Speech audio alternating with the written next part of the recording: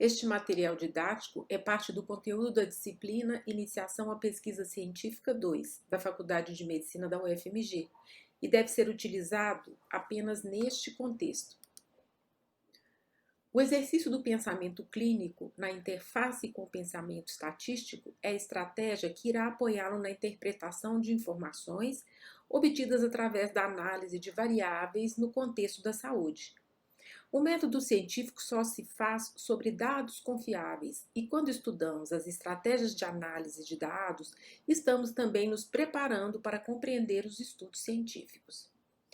Dados clínicos ou variáveis para a estatística, quando bem coletados e analisados, são armas poderosas a favor da solução dos inúmeros problemas da saúde e do próprio desenvolvimento científico. O tema de hoje é sobre as variáveis numéricas e como podemos resumi-las com a estatística descritiva. As variáveis numéricas são muito úteis para medir fenômenos biológicos quantificáveis diretamente por números, como, por exemplo, o peso, a altura, a frequência cardíaca, a pressão arterial, a temperatura corporal. As medidas resumos de variáveis numéricas são críticas, portanto, para nos orientar em decisões clínicas que envolvem a interpretação de valores dentro ou fora de um padrão, por exemplo. Isso acontece quando definimos que uma pessoa está com anemia ao perceber que o valor da hemoglobina de seu hemograma está abaixo do esperado para pessoas saudáveis. Mas como reconhecer que uma variável é numérica? As variáveis quantitativas ou numéricas são aquelas que representam contagens ou medidas que originalmente são representadas em números. Elas se acompanham de uma unidade de medida e muitas vezes elas são obtidas com instrumentos ou com técnicas pré-determinadas e validadas. Por exemplo, quando medimos uma glicemia capilar, um valor numérico é obtido, 105 miligramas por decilitro. Foi utilizado um equipamento de medida e a variável se acompanha de uma unidade bem definida, miligramas por decilitro. Ou quando contamos a paridade de uma mulher, que por definição é o número de filhos que ela já teve. Filhos que uma mulher já teve igual a 5, a variável 5 originalmente foi obtida em valor numérico. As variáveis numéricas, elas podem ser contínuas ou discretas. E isso é importante porque influencia na forma como a estatística descritiva irá resumir matematicamente um conjunto de dados. A variável numérica contínua é aquela que possui infinitos valores possíveis em uma escala contínua, entre dois inteiros. Por exemplo, o peso entre 55 e 56 quilogramas, ele possui inúmeros valores, infinitos valores entre esse intervalo. Basta que se ajuste a precisão do instrumento de medida e o número de casas decimais. Já a frequência cardíaca é um exemplo de uma variável numérica discreta. Neste caso, não é possível haver decimais ou infinitos valores entre um valor e outro. Por exemplo, não é possível haver 88,4 batimentos por minuto, nem uma mulher pode ter 2,5 filhos, ou não é compreensível dizer que há 3,5 leitos vagos na UTI de um hospital. São, portanto, variáveis numéricas também em sua essência, porém discretas, só aceitam inteiros. Agora vamos falar das medidas resumo dessas variáveis numéricas. Elas são bastante úteis. Nessa parte descritiva do curso, nós estamos interessados em descrever não apenas um caso, mas todo um conjunto de variáveis. Isso inclui quantas são e as suas características matemáticas. As variáveis quantitativas ou numéricas, elas são resumidas geralmente por dois valores, ou por pelo menos dois valores.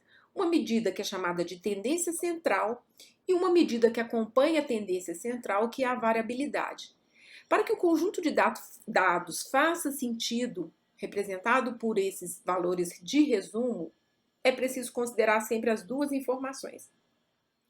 As medidas de tendência central mais usadas são a média, a mediana e a moda. A média é a soma aritmética dos valores dividido pelo número total de observações.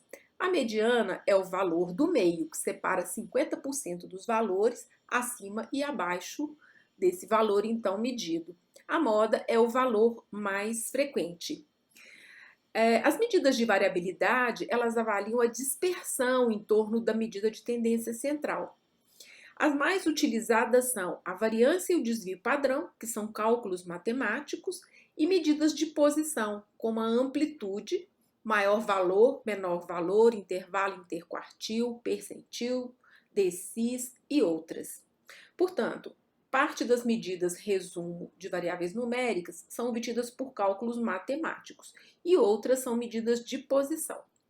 Não se preocupem que os softwares estatísticos, os mais básicos, fazem essas medidas, mas nós, profissionais de saúde, precisamos saber como interpretá-las e quando utilizar uma ou outra. O resumo de um conjunto de dados numéricos, ele pode ser também descritivo ou gráfico.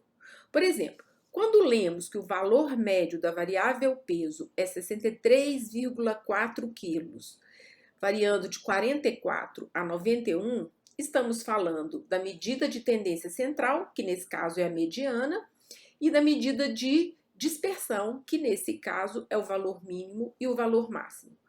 Mas se quisermos entender bem como o resumo de um conjunto de dados numéricos é bem definido e pode ser adequadamente interpretado, é preciso saber o que é um histograma de frequência ou distribuição de frequência de uma variável numérica que está representada aqui nessa ilustração. Ela fala muito a respeito dessa variável e principalmente da própria característica, que geralmente é um dado clínico, que está representado em um conjunto de indivíduos ou numa amostra onde ele foi obtido. Para nos ajudar a entender melhor esses conceitos, nós vamos utilizar os resultados do quiz que vocês responderam no início da aula. Entre as várias perguntas, duas variáveis numéricas foram solicitadas no questionário. Uma foi a sua idade, que agora nós vimos é uma variável numérica contínua, porque é um atributo tempo de vida. Aliás, tempo é caracteristicamente uma variável numérica contínua. Tempo de internação, idade, entre outras formas de representar a variável tempo. E a sua frequência cardíaca também foi solicitada, que nós já vimos é uma variável numérica discreta, porque só aceita inteiros. Bom, aqui está então o histograma de frequência dessas duas variáveis. Vamos entender o que é isso. O histograma de frequência, ele é capaz, então, de resumir essas variáveis, a ocorrência de cada um dos valores, de uma forma visual. E aí, nos ajuda a entender rapidamente como essas medidas se comportam nesse grupo de pessoas, que no caso são vocês, alunos de PC2. Vejam o primeiro histograma, que representa a frequência cardíaca dos alunos que responderam o questionário. No eixo X estão os valores da frequência cardíaca organizados, do menor para o maior. No eixo Y está quantas vezes os valores aconteceram nos estudantes. No gráfico logo abaixo, que é o mesmo gráfico, isso fica mais claro, detalhado na forma das pilhas, que são as ocorrências que formam a contagem que define o tamanho dessas colunas. Então, quantas vezes os valores ocorreram dentro de cada faixa. Observe que a região com maior valor é a região central. O valor médio da frequência cardíaca dos estudantes foi 73 batimentos por minuto, alguma coisa aqui que vai ficar bem no centro da distribuição. Já o último gráfico, ele mostra a distribuição de frequência da variável idade. Note como os desenhos são diferentes.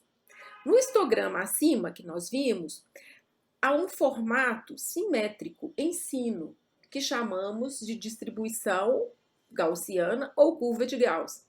Os valores tendem para o meio, e nesse caso a média é a melhor medida para descrevê-lo, acompanhada da dispersão, que é o desvio padrão. Já no gráfico idade, o conjunto de valores tende para idades menores e não para o centro. É assimétrico, portanto. Neste caso, a média não é um bom resumo de dados, e sim a mediana. O valor mediano das idades dos estudantes de PC2 foi 21 anos e a média 21,9 anos. O valor mediano é aquele que está na posição do meio, separando 50% dos valores menores dos 50% dos valores maiores. Em uma distribuição simétrica, a mediana e a média são coincidentes.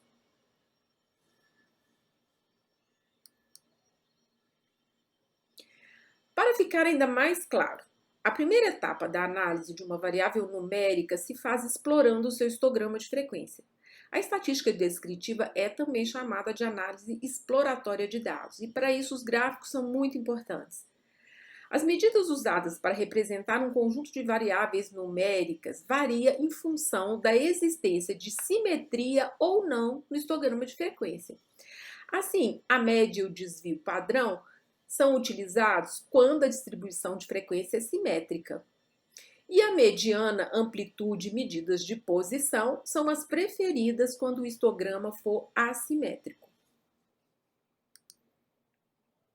Mas como esses conceitos são úteis no dia a dia de um médico? É assim, quando pensamos em padrões, é preciso reaprender a contar, pois nos referimos a um conjunto de dados representados por suas medidas resumos, e não a um dado, a um paciente ou uma situação específica. Em estatística, nós chamamos de parâmetro o dado que descreve uma característica mensurável em toda uma população. E chamamos de estatística a medida que descreve esse mesmo dado em apenas uma amostra. É bastante útil e frequente utilizarmos a medida resumo obtida em uma amostra para representar toda a população de onde ela foi retirada. Também podemos comparar o valor obtido em apenas um indivíduo e verificar se ele está dentro de certos limites típicos em um grupo considerado saudável, seja ele uma amostra ou toda a população. Nós voltaremos nesse assunto na estatística inferencial, quando estudarmos os testes de hipóteses. Mas nesse momento, usaremos a medida de resumo média, mediana e variabilidade para representar um conjunto de valores, já pensando em sua importância como um referencial para a população ou para um indivíduo fora da amostra, nesse caso, o nosso paciente. Veja como o médico faz isso várias vezes durante o seu atendimento. Quando nós dizemos que um paciente está com taquicardia, é porque a frequência cardíaca dele está acima de valores esperados. Mas quem define os valores esperados? São os padrões de valores normais obtidos pelas medidas resumo de uma amostra de indivíduos saudáveis, representados então pela média, desvio padrão, score Z, mediana, medidas de posição, quartis, percentis.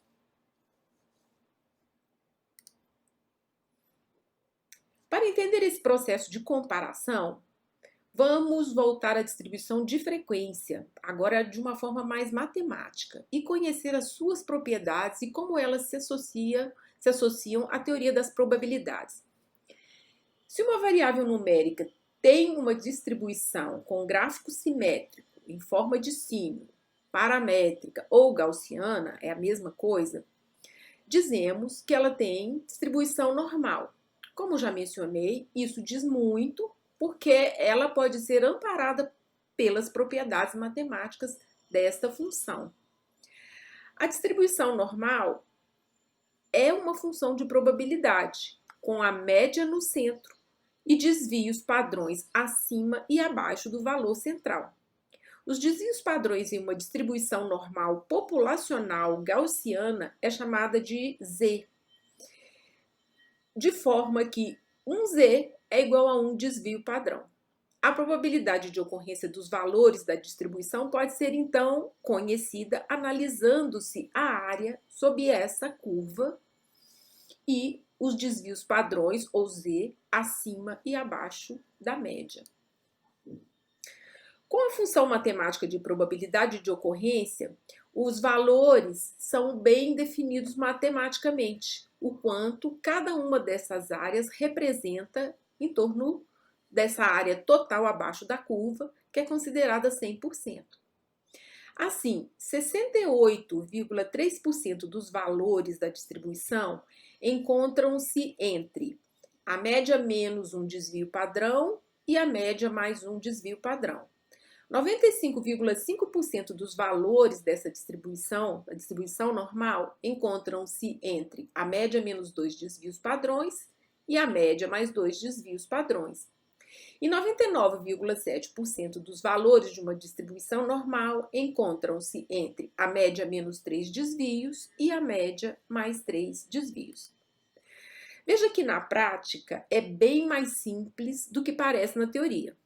Neste exemplo, a partir de valores de pesos de 1.514 bebês saudáveis que nasceram na maternidade do Hospital das Clínicas da UFMG, o valor de peso médio, desvio padrão, foram obtidos. Primeiro foi feita uma distribuição de frequência e a gente vê claramente que o comportamento é ensino simétrico ou normal. A média calculada foi 3.100 gramas e o desvio padrão 479 gramas. A partir, então, das propriedades da distribuição normal, somando e subtraindo 1, 2 e 3 desvios padrões, nós temos probabilidade de se encontrar 63% dos bebês saudáveis entre 2.621 gramas até 3.579 gramas. Podemos dizer também que 95% dos bebês que nasceram saudáveis estavam entre o peso 2.142 até 4.058 e que 99% dos bebês que foram considerados saudáveis e que estão nessa distribuição tiveram dentro dessa faixa de peso. Por convenção na área da saúde, dizemos que os valores típicos são aqueles esperados no intervalo de 95% de ocorrência. Assim, veja só, acabou de nascer um bebê e o peso é 4.200 gramas. Ele é típico dessa população? Como sabemos que há 95% de probabilidade de encontrarmos bebês saudáveis na faixa de 2.142 a 4.058, podemos dizer que esse bebê é atípico, ou seja, está acima do valor superior da faixa de 95%. Além disso, podemos calcular mais precisamente o score Z desse bebê que acabou de nascer, que é uma medida que nos permite posicionar um determinado valor em relação à média da distribuição. Basta subtrair o peso do bebê 4.200 do valor médio esperado, que foi 3.100, e dividir pelo desvio padrão. O valor Z obtido foi 2,3 dp, desvio padrão. Isso significa que o peso dessa criança está a 2,3 desvio padrões de distância do centro da distribuição, do centro da média. Ou seja, acima do segundo desvio padrão é um valor fora de padrão atípico. Agora, mais um exemplo de como as medidas resumo das variáveis numéricas são importantes, não apenas para a ciência, mas também para a prestação de cuidados em saúde. Vamos falar de medidas de posição com alguns exemplos. Quando a distribuição de frequência é, então, assimétrica, não normal ou não gaussiana, as propriedades que acabamos de ver não se aplicam. Nesse caso, nós usamos as medidas de posição. Nesta metodologia, os dados são organizados do menor valor para o maior valor e a posição é a que importa. Para ficar mais práticos, usaremos como exemplo o histograma de frequência de idade dos alunos de PC2. Os 177 alunos que responderam ao quiz possuem idades que variam de 18 a 46 anos. Imagine que eles estejam, então, vocês, enfileirados numa ordem, de forma que o primeiro da fila é o que tem o menor valor, a menor idade, e o último da fila seria, então, o mais velho. O valor mediano é igual a 21, significa que 50% dos alunos possuem idade abaixo de 21 e 50% dos alunos possuem idade acima de 21. Mas nós podemos dividir as 177 posições ou alunos em 4 grupos e cada intervalo corresponderá a um quartil.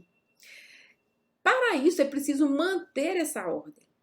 O primeiro quartil calculado em um software foi 20 anos.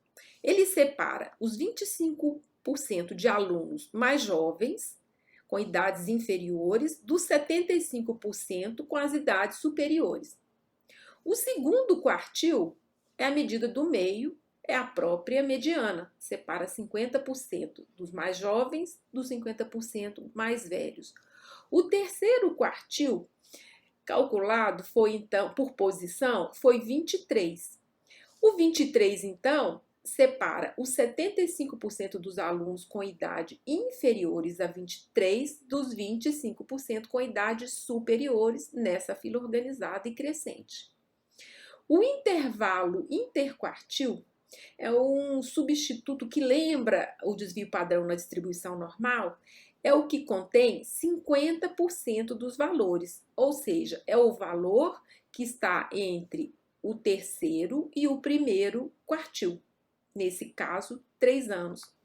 Aqui no gráfico à direita, que é muito usado para representar as medidas de posição, chamado gráfico de caixas, nós podemos observar que a primeira borda, o primeiro quartil, ele forma, então, a beirada desse retângulo, a mediana é essa linha que se forma no meio, e o terceiro quartil é a outra beirada desse retângulo.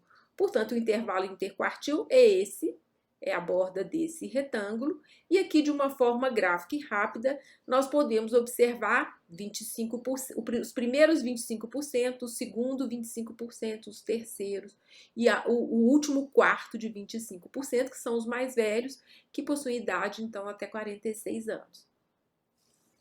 É possível também dividir as 177 posições em decis, em percentis, e com isso determinar posições mais específicas, como por exemplo o percentil 5 e o percentil 95, que são limites que contêm 90% dos valores esperados, considerados típicos por muitas tabelas na área da saúde. Assim, medidas de posição também permitem comparações.